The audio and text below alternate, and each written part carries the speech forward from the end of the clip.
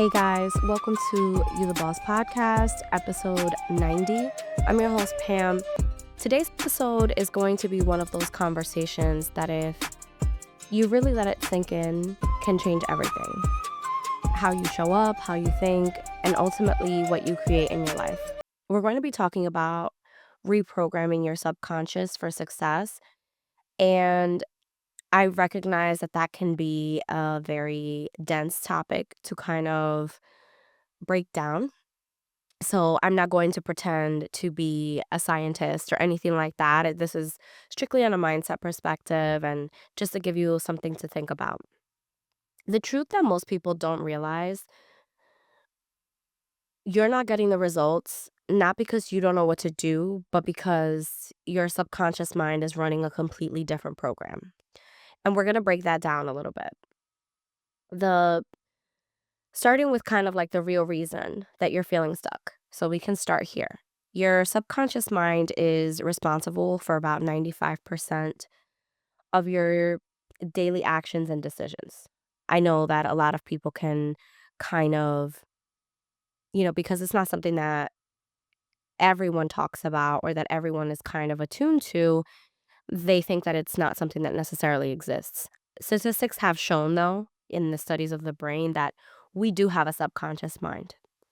So what it means to say that 95% of your daily actions and your decisions, that your subconscious is responsible for them, that means that your habits, the thoughts that you default to, the way that you react under pressure, it's not really something that your conscious mind is doing. It's automatic. So when you say that you want to be more disciplined or that you want to grow your business or that you want to feel more confident, but your subconscious believes that you always quit, that you're not consistent, that you're not good enough, you're going to self-sabotage every time. It's not because you're lazy. It's not because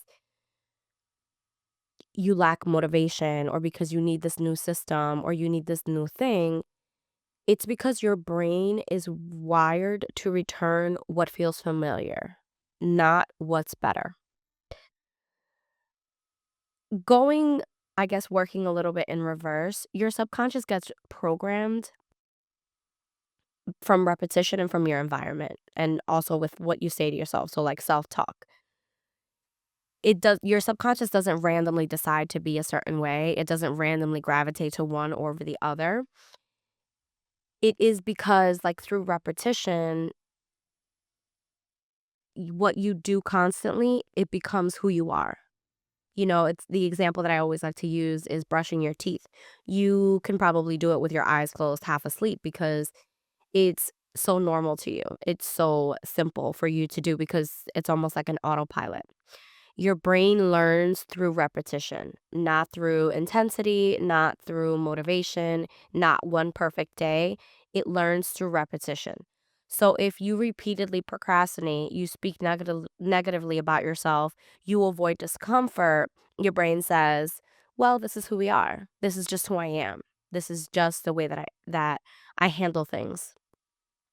On the flip side, if you start repeating the actions of, like, you show up even when you don't feel like it, you keep small promises to yourself, you keep taking imperfect, messy action, your brain adapts. It starts to believe that this is the new normal for you, that this is who you are. And that's why consistency beats everything. A couple weeks ago, we did make an episode about that, about consistency over talent. And we talked a little bit about the reasoning behind that. It's because it's not flashy, but it is something that rewires your brain. The second thing is your environment. You become what you're around. I know that we've all been told as kids, show me who your friends are and I show you who you are. And at the time, at least for me, my mom used to say, el que anda con perro a ladrar aprende. Whoever's walking around with dogs is going to learn to bark. Your environment is programming you constantly. And I don't just mean people.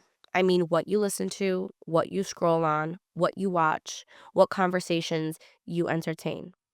If your environment is filled with negativity, complaining, limiting beliefs, you absorb that, even if you don't realize it. Even if you think, oh, that, I don't let that get on me. I love those people, or I love that, but I don't let that get on me. You're still absorbing that. But if you intentionally shift your environment and include growth focused content, people who challenge you, conversations about possibility, your subconscious starts to expand. This is why your growth requires distance from people, habits, or spaces that no longer align, not out of judgment, but out of necessity.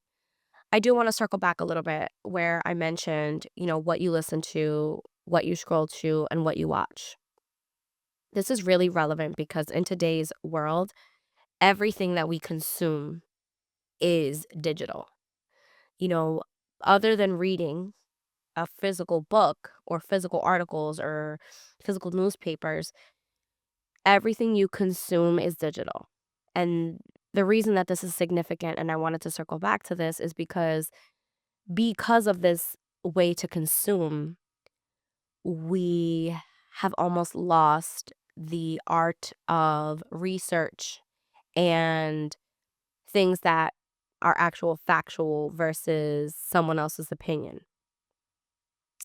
A lot of the time, even through music, we don't realize that we are consuming the digital age, that we're consuming different things through lyrics, through billboards. There's just so much. And again, I'm not going to make this episode only about digital consumption because number one, I've already done that. So if you're new here, you should go check that episode out. But also, it's a hefty topic. So I'm not going to make everything about digital consumption, but just wanting to circle back that we have become so conditioned to that form of consumption that we forget that the true crime, which I'm guilty of, the true crime listening and diving into these stories and that kind of a thing, that is consuming. And so we need to be aware of it. It does get into our minds. What you watch, consistently watching reality TV, watching trash TV. Again, I'm guilty of it because that's mostly what I watch if I watch anything. So it's important to be mindful of what it is that you're consuming in that way and how you're absorbing it, right? Number 3 is self-talk. This is the voice that shapes your identity. This one is huge. I've spoken about this a million times and I will continue to. You guys know that I read at least once a year What to Say When You Talk to Yourself by Shad Helmstetter. He is an incredible writer. It is a very, I would consider it a little bit dense if you're not used to that kind of reading or that kind of writing. But it's actually very easy to get through this book. And in that book, he talks about, neuroplasticity and he talks about self-talk. And the way that you talk to yourself is literally programming your subconscious because your brain does not filter truth from repetition. Your subconscious mind does not have that filter. So when you're constantly saying, I'm so bad at this, I never follow through, I always mess things up, your brain accepts this as a fact. And then it acts accordingly.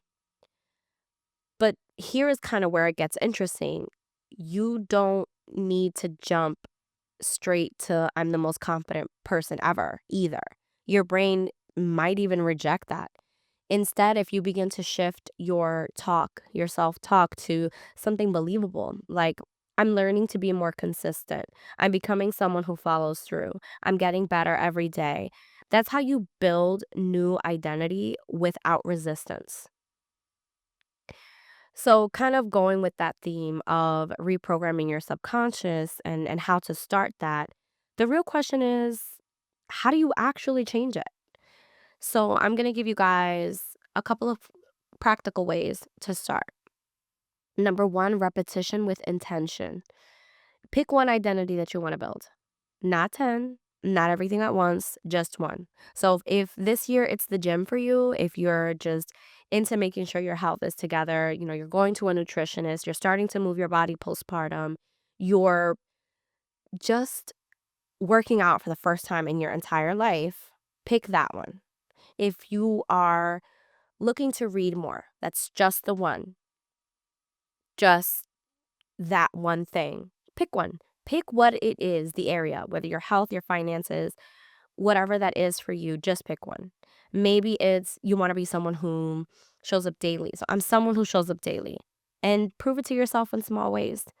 Have 10 minutes of focused work, one promise kept per day, one action taken even when you don't feel like it. Small wins repeated build belief. Number 2, audit your environment. This one, I actually got off the call with my therapist, and I was having this conversation with her about how grief for me has brought forward the boundary of wanting not to be the person that's not considered. And this comes from, again, my grief and just doing the audit of my environment.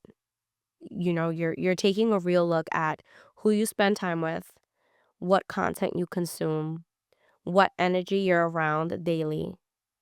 And you ask yourself, is this reinforcing who I want to become or who I've been? You don't need to completely overhaul your life overnight. That is impractical and I kind of think a little overwhelming. But you do need awareness and you need intentional shifts. And I think auditing your environment and just being mindful of how you let your environment affect you, I think that's really important. Number 3, upgrade your self-talk. Start catching your inner dialogue. Not judging it, but just noticing it. And when you hear something negative, don't ignore it. Replace it. This isn't about fake positivity. This isn't about always being, happy-go-lucky. This is about choosing thoughts that are going to move you forward instead of keeping you stuck. I know that, especially on the online space, you can kind of feel overwhelmed. Everyone is positive Patty all the time. And if not, there's always somebody negative about something. So this is not to create that fake positivity, to create that, happy-go-lucky personality. It's just literally looking yourself in the mirror and saying, you know what, I got this. I can do this. I can do hard things. I can do hard things. And that shows up literally everywhere. And it is just taking that moment to reprocess and reframe. Now let's talk about the truth that most people avoid. Here's the part that you don't want to hear. Here's the part that Boss Lady is here to let you know what's up. Reprogramming your subconscious is not instant. Oh no, instant gratification, poof, gone. It does take time. It takes repetition. And honestly, it's boring. It's literally boring. You won't have a highlight reel about your subconscious reframing. You won't have, pictures to show your progress the way you can with the gym because it's not a big dramatic breakthrough.